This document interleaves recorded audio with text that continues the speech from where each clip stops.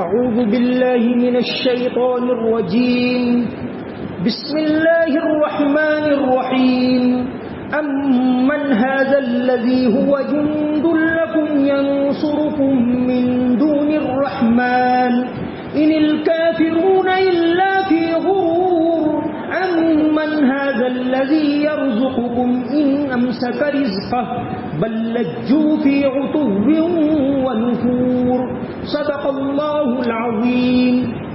بھلا خدائے رحمان کے سوا وہ کون ہے جو لشکر بن کر تمہاری مدد کرے؟ کافر لوگ تو نرے دھوکے میں پڑے ہوئے ہیں، اور اگر وہ اپنا رزق بند کر دے تو بھلا وہ کون ہے جو تمہیں رزق عطا کر سکے؟ اس کے باوجود وہ سرکشی اور بیزاری پر جمے ہوئے ہیں. پچھلی آیت کے اندر یہ بات بتائی کہ پرندے اللہ کی قدرت کی نشانی ہے اور اللہ تعالیٰ ان پرندوں کو تھامے رکھتا ہے اور ان کو روزی بھی دیتا ہے. اب ان دو آیتوں کے اندر بتایا کہ جو اللہ تبارک و تعالیٰ اتنی قدرت رکھتا ہے. بات شروع ہوئی تھی تبارک الذی بیدہ الملک، سلطنت اس کے ہاتھ میں، آسمانوں کی سلطنت، زمین کی سلطنت اس کے قبضے میں ہے، ساری کائنات اس کے قبضے میں ہے. تو یہاں یہ بات فرمائی کہ اس کے بے شمار لشکر، اللہ تبارک و تعالیٰ کے فرشتے یہ اس کے لشکر ہیں. دنیا کے اندر جتنے وائرس ہیں وہ بھی اس کے لشکر ہیں، پروٹون اور نیوٹرون یہ سب اس کے لشکر ہیں. اللہ تبارک و تعالیٰ کی پکڑ سے کوئی باہر نہیں. اور دوسری آیت کے اندر یہ بتایا کہ روزی دینے والا اللہ ہے. بھلا تم کھانا کھاتے ہو اس کا ٹیسٹ لیتے ہو، آپ تربوز کھاتے ہو تو میٹھا لگتا ہے، آپ کھٹی چیز کھاتے ہو، سنترا کھاتے ہو تو کھٹا لگتا ہے، وہ آرام سے ہضم ہو رہا ہے. یہ اللہ تعالیٰ کی نعمت نہیں ہے تو اور کیا ہے؟ یہ دو باتیں ان آیتوں کے اندر ذکر کی گئی. ہاں، ایک بات یہ بھی ہے کہ پچھلی آیت میں ما یمسکہن الا الرحمن، کہ ان پرندوں کے اوپر رحمان کا کنٹرول ہے، رحمان ان کو چلا رہا ہے. اور یہاں اس کے بعد کی آیت کے اندر بھی امن ھذا الذی ھو جند لکم ینصرکم من دون الرحمن، اللہ تعالیٰ کی ایک صفت رحمان اور ایک صفت رحیم. قرآن کریم میں اور دین اسلام میں اللہ تعالیٰ کی جن صفات کے اوپر سب سے زیادہ زور دیا گیا، اللہ تعالیٰ کی صفات تو بے شمار ہیں، انسان اس کو شمار نہ کر سکے. انسان کے اندر کوئی خوبی یہ کس نے دی؟ کہ بولنے کی خوبی اللہ تعالیٰ نے دی. تو اصل تو تعریف اللہ کی ہو رہی. کوئی آدمی خوبصورت ہے اس کی تعریف کرتے ہیں تو اس کو خوبصورت بنایا اللہ نے، اللہ کی تعریف ہو رہی. تو اللہ تبارک و تعالیٰ کی صفات بے شمار ہیں، اس کو کوئی شمار نہیں کر سکتا. لیکن جن صفات کے اوپر سب سے زیادہ زور دیا گیا وہ ہے رحمان اور رحیم. ہر رکعت میں پڑھتے ہیں ہر سورت سے پہلے بسم اللہ الرحمن الرحیم. سورہ فاتحہ میں الحمدللہ رب العالمین الرحمن الرحیم. ان صفات کے اوپر سب سے زیادہ زور دیا گیا ہے. اللہ تعالیٰ کی رحمت عام ہے، وَرَحْمَتِي وَسِعَتْ كُلَّ شَيْءٍ، کہ اللہ تعالیٰ کی رحمت تمام چیزوں کو، صرف مسلمانوں کو نہیں، صرف انسانوں کو نہیں، حیوانوں کو اور دنیا کے اندر جتنی چیزیں ہیں ان کے اوپر اللہ تبارک و تعالیٰ کی رحمت شامل ہے.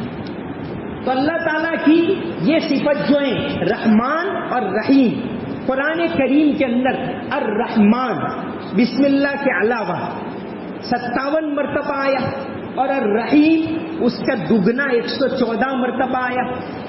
بعض صورتوں میں جیسے سورہ مریم میں سب سے زیادہ 16 مرتبہ اللہ کی یہ صفت آئی الرحمان، اور اس میں بھی سورہ مریم میں 3 آیتیں ایسی جس میں مسلسل 3 مرتبہ ان دعوا للرحمن ولدا وما ينبغي للرحمن ان يتخذ ولدا ان كل من في السماوات والارض الا آتي الرحمن عبدا.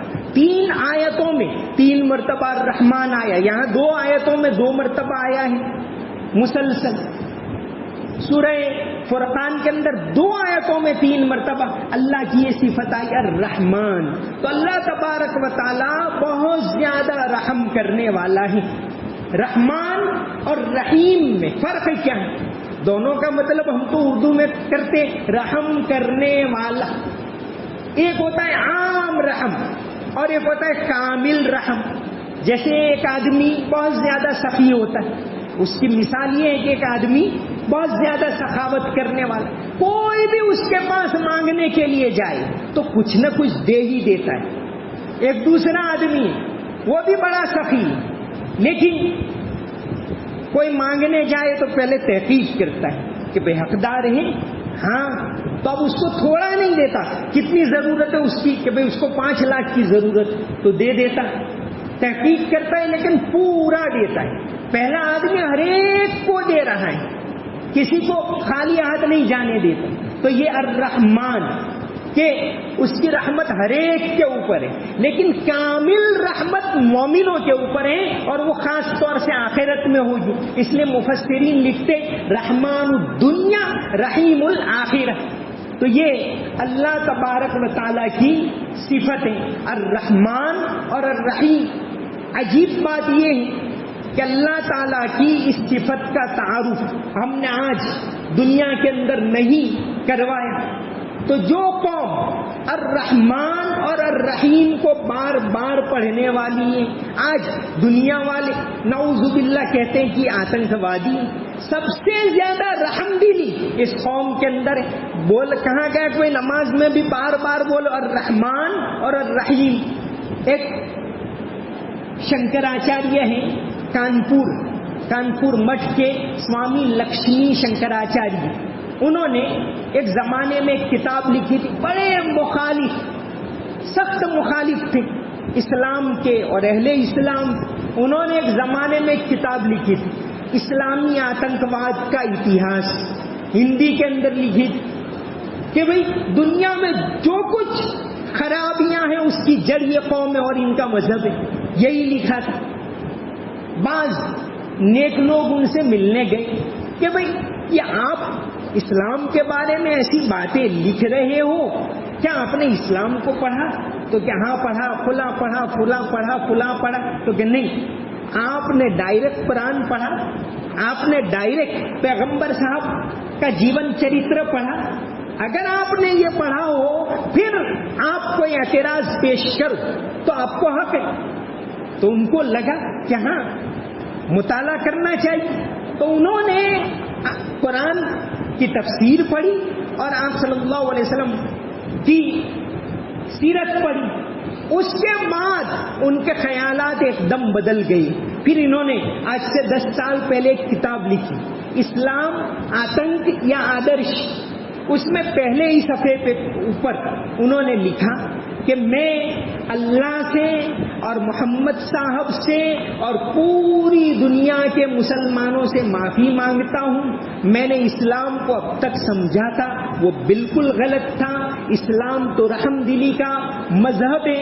اس سے پہلے میں نے جتنی کتابیں لکھی ہیں ان کو رد سمجھا جائے اور اسلام کے بارے میں اب میں اس کتاب میں جو اپنے خیالات کا اظہار کرتا ہوں ان کو درست مانا جائے. ایسا کر کے انہوں نے لکھا ہے. تو اسلام کے اندر سب سے زیادہ جس صفت کے اوپر زور ڈالا گیا الرحمن کہ اللہ تبارک و تعالیٰ کی رحمت عام ہے, اور الرحیم کہ مانا اللہ کی رحمت کامل ہے. ایک پڑوسی ملک کے ایک قرآن کا ترجمہ کرنے والے ہیں, انہوں نے پورے قرآن کا ترجمہ اس طرح کیا ہے کہ ایک بھی نقطہ نہیں آتا, بغیر نقطے کا ترجمہ کیا ہے. ڈاکٹر طاہر مصطفیٰ انہوں نے بسم اللہ کا ترجمہ اس طرح کیا ہے اللہ کے اسم سے کہ عام رحم والا کمال رحم والا ہے. پورے اس میں ایک بھی نقطہ نہیں آتا. اللہ کے اسم سے کہ عام رحم والا کمال رحم والا ہے، تو الرحمن کا ترجمہ کیا عام رحم والا، اور الرحیم کا ترجمہ کیا کمال رحم والا، کہ اس کی رحمت کامل ہے. یہ دونوں کا مطلب ہوتا ہے. ممبئی کے اندر ایک بزرگ کا مزار ہے، علامہ مخدوم علی ماہیم علاقے کے اندر بہت بڑے اللہ والے گزرے ہیں. بلکہ ہندوستان میں سب سے پہلی عربی تفسیر انہوں نے لکھی، تفسیر الرحمن. انہوں نے یہ احمد آباد کے بانی جو ہیں سلطان احمد شاہ، ان کے بہنوئی ہوتے، یہ ہماری یہ تاریخ کے تانے بانے، لیکن ہم نے اس تاریخ کو بھلا دیا ہے، ابھی وہ موضوع نہیں ہے. تو انہوں نے مخدوم علی ماہمی جو تفسیر لکھی ہے تفسیر الرحمن، اس کا نام ہی ہے. تو اس میں ہر صورت میں بسم اللہ کا مطلب الگ الگ طرز سے بیان کیا. تمام 114 مرتبہ، ہر مرتبہ ایک الگ انداز، ایک الگ انداز، ایک انوکھا انداز. اس طرح انہوں نے بسم اللہ کی تفسیر لکھی، ہر صورت میں الگ الگ تفسیر الرحمن. تو اللہ تبارک و تعالیٰ کی ذات بڑی رحم کرنے والی ہے. یہ ان دونوں آیتوں کے اندر ایک تو یہ بات ہے، جیسے پچھلی آیت میں مایوم سے کہن الا الرحمن، اور یہاں امن ھذا الذی هو جند لکم ینصرکم من دون الرحمن. ایک بات. دوسری بات اس آیت کے اندر ہے امن ھذا الذی هو جند لکم ینصرکم من دون الرحمن، کہ رحمان کے علاوہ اس دنیا میں کون تمہاری مدد کر سکتا ہے. انسان سیدھا کھڑا رہتا ہے، یہ بھی اللہ کی قدرت سے، اگر وہ نہ چاہے تو نہیں. بہت بعض لوگ ہوتے ہیں بیچارے کھڑے نہیں رہ پاتے، تو اللہ تبارک و تعالیٰ کی رحمت نہیں تو اور کیا ہے. سورہ رعد کے اندر ایک آیت ہے لہو معقبات من بین یدیہ ومن خلفہ، کہ اللہ کے فرشتے ہر انسان کی آگے سے بھی حفاظت کرتے ہیں، پیچھے سے بھی حفاظت کرتے ہیں. وہ جو دو فرشتے جیسے حضرت عثمان رضی اللہ عنہ سے اس آیت کے ماتحت جو مفسرین ایک حدیث لکھتے کہ ایک تو انسان کا اعمال لکھنے والے فرشتے وہ تو الگ ہیں، یہ فرشتے ہمیں نظر نہیں آتے. ضروری نہیں کہ انسان کو ہر چیز نظر آئے. ارے انسان کو تو اس کی گردن بھی نظر نہیں آتی، اس کی پشت بھی نظر نہیں آتی، تو اس کو کہاں فرشتے نظر آئیں گے. انسان کی دیکھنے کی طاقت اس دنیا میں بہت لمیٹڈ ہے، وہ چاہے کتنا ہی تکبر کرے. یہ آگے کی آیت کے اندر یہی کہ بھئی جو روحانی بیماریاں ہیں، جسمانی بیماریوں پر تو ہم بہت الرٹ رہتے ہیں کہ ڈائبٹیز ہو گیا، یہ کرنا چاہیے، کرنا چاہیے. علاج کرنے سے منع نہیں، بلکہ نبی کریم صلی اللہ علیہ وسلم نے اس کی تاکید کی. لیکن ایک ہوتے روحانی بیماریاں، تکبر یہ روحانی بیماری ہے، حسد یہ روحانی بیماری ہے. بہرحال تو اللہ تبارک و تعالیٰ کی ذات بہت زیادہ رحم کرنے والی ہے.